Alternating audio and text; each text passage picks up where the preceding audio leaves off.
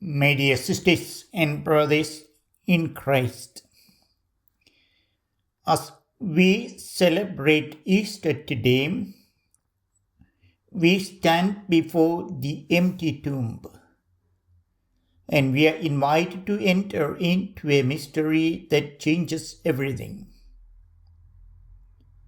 The Gospel tells us that the stone has been rolled away and the tomb is empty. At first, this seems confusing and even frightening to those who come to see it. Yet, slowly they begin to understand that something new has happened. Jesus, who was crucified and buried, is no longer in the tomb. He is risen. This is not simply a beautiful message or a comforting idea. It is the foundation of our faith. Death has been defeated. Life has begun anew.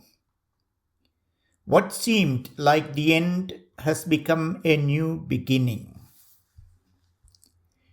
The resurrection of Jesus is the victory of life over death. But this victory does not remove the reality of suffering in the world. Even today, we see so much pain around us. There are wars that bring destruction and fear. There are families who suffer loss and uncertainty. There are people who carry heavy burdens in silence. At times, it may seem as if darkness still has power. Yet, Easter tells us that this darkness is not the final word. The risen Christ has already entered into the deepest darkness and transformed it from within. His victory is not loud or dramatic in the way the world expects, but it is real and lasting.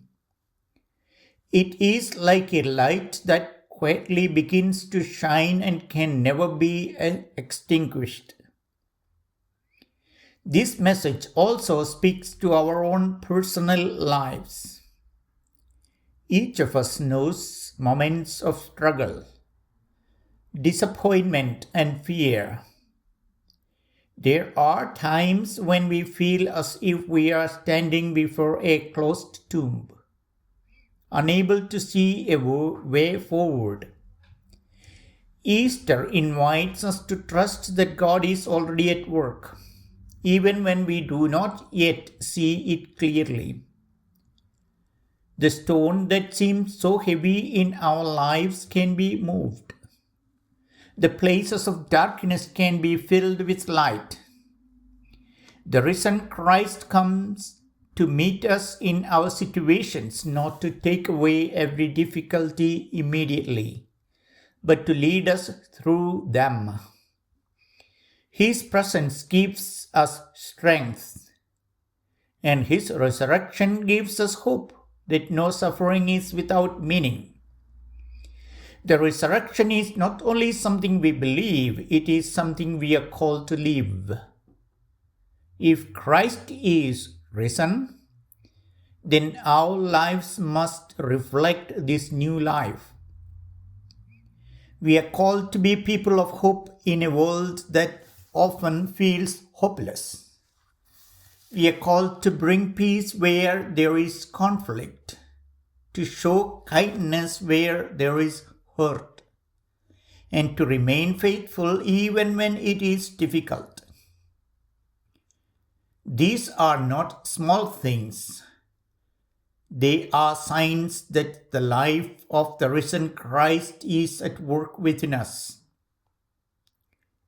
Every act of love, every moment of forgiveness, every step taken in faith becomes a participation in the victory of Easter. In this way, the resurrection continues to unfold in our daily lives. My dear sisters and brothers in Christ, today we rejoice because Christ is risen. This joy does not ignore the suffering of the world, but it transforms how we see it. The cross was not the end, and neither is any suffering we face.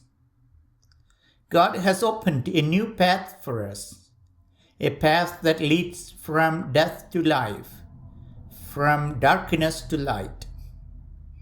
As we celebrate this great feast, let us entrust our lives to the risen Lord.